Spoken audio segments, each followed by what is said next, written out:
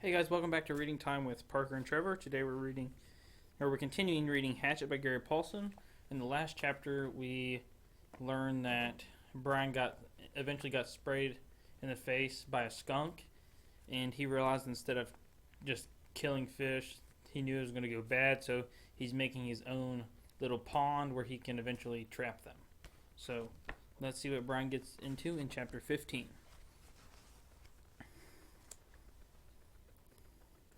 The days had folded one into another and mixed so that after 2 or 3 weeks he only knew time had passed in days, because he made a mark for each day in the stone near the door to his shelter.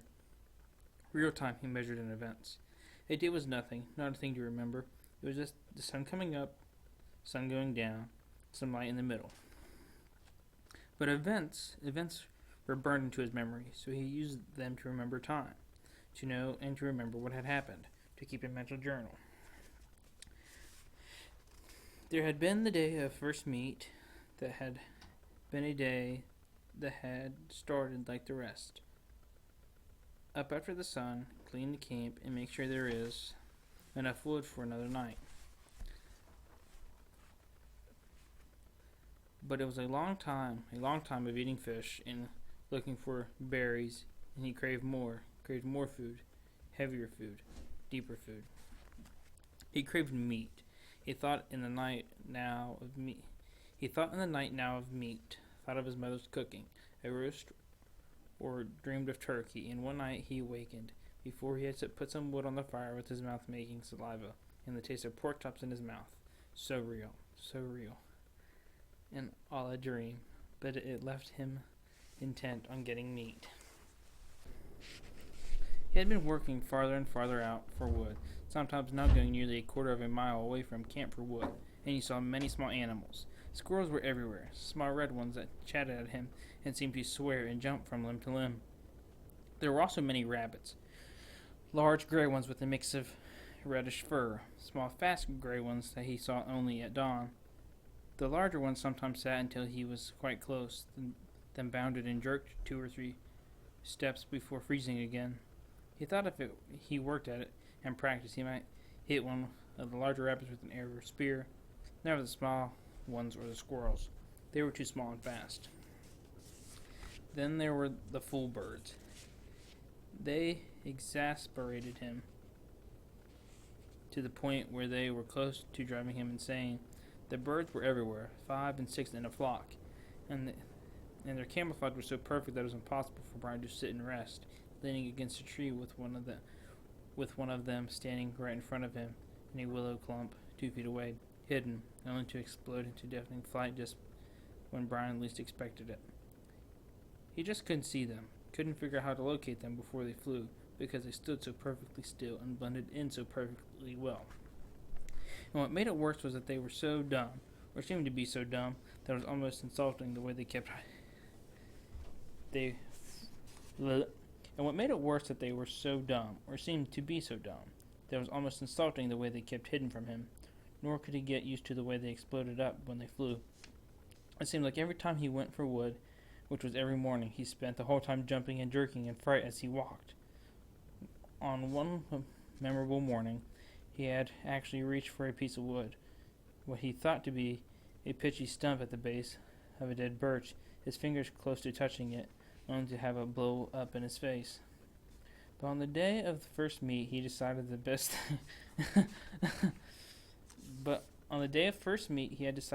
thing to try for would be a fool bird, and that morning he had set out with his bow and spear to get one, to stay with it until he got one and ate some meat.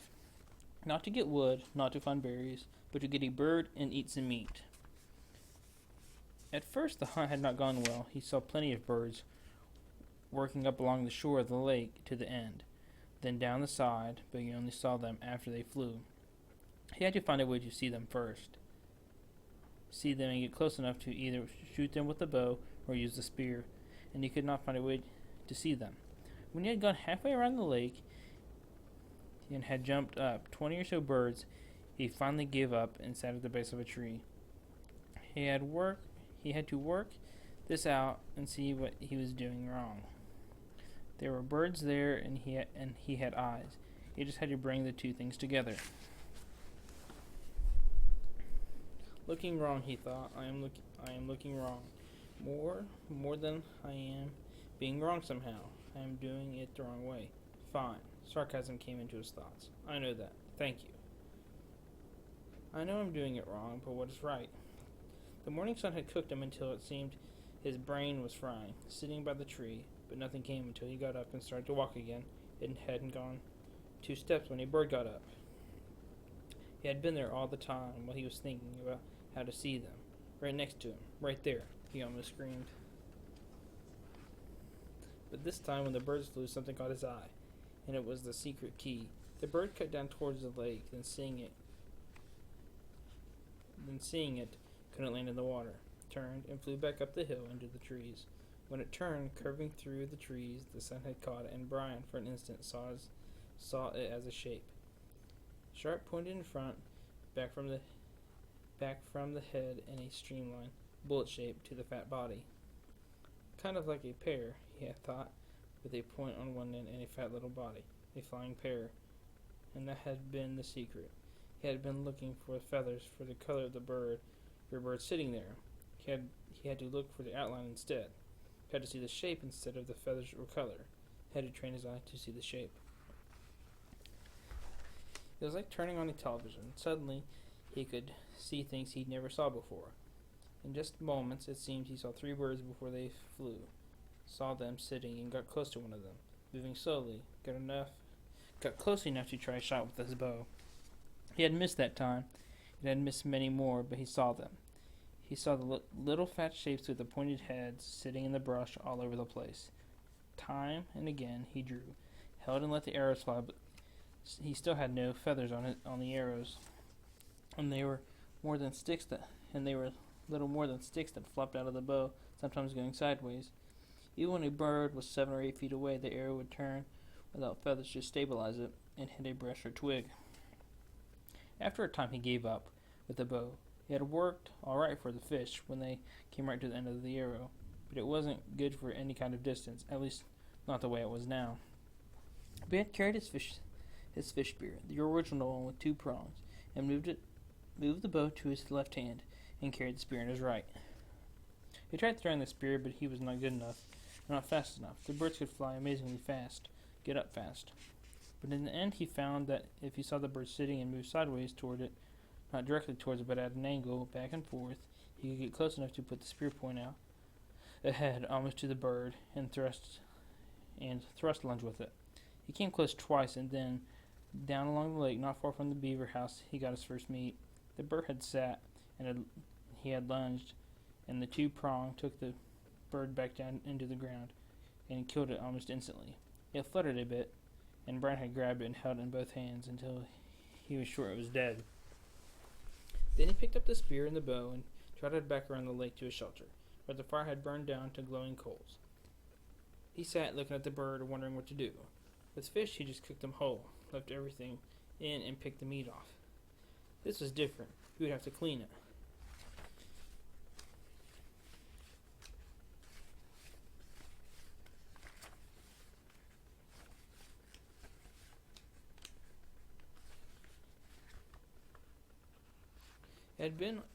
It had always been so simple at home. He would go to the store and get a chicken, and it was all cleaned and neat. No feathers or insides, and his mother would bake it in the oven, and he would eat it. His mother from the time before he would bake it. Now he had the bird, but he had never cleaned one, never taken the insides out, or gotten rid of the feathers. And he didn't know where to start, but he wanted the meat. He had to have the meat, and that drove him.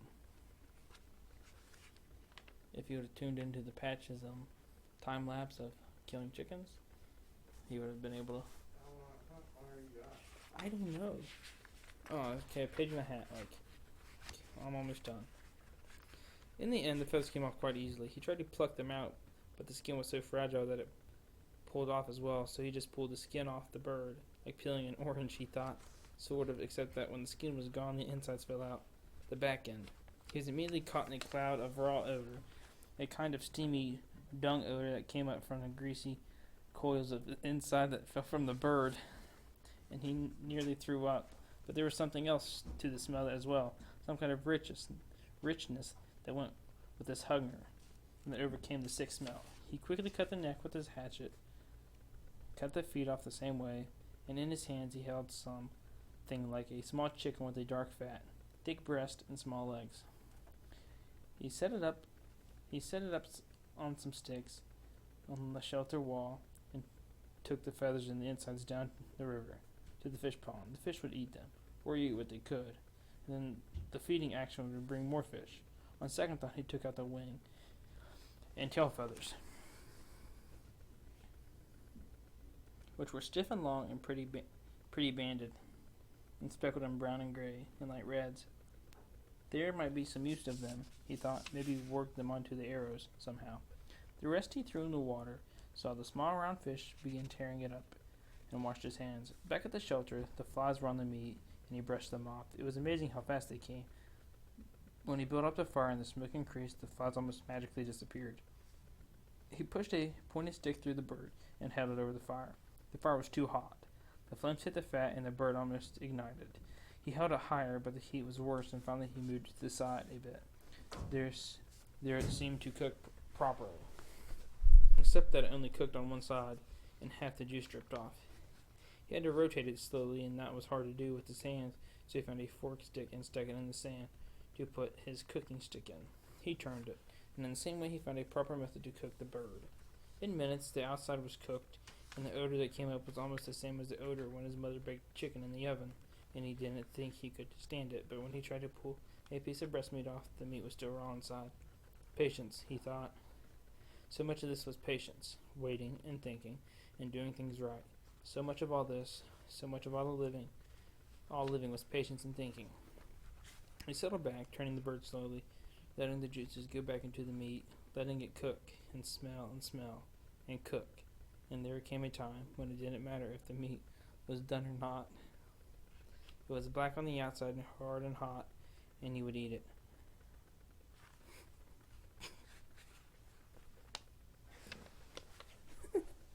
He tore a piece from the breast, a sliver of meat, and put it in his mouth, and chewed carefully.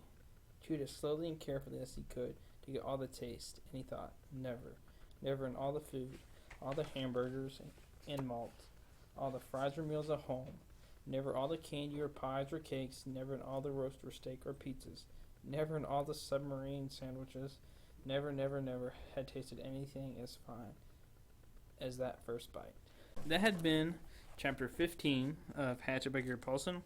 So we learned that Brian was finally able to kill a bird, and so that was his first real meat outside of his fish, and her first real meal besides his fish and his berries. So we'll have Trevor be reading the next chapter, so we'll hope to see you next time.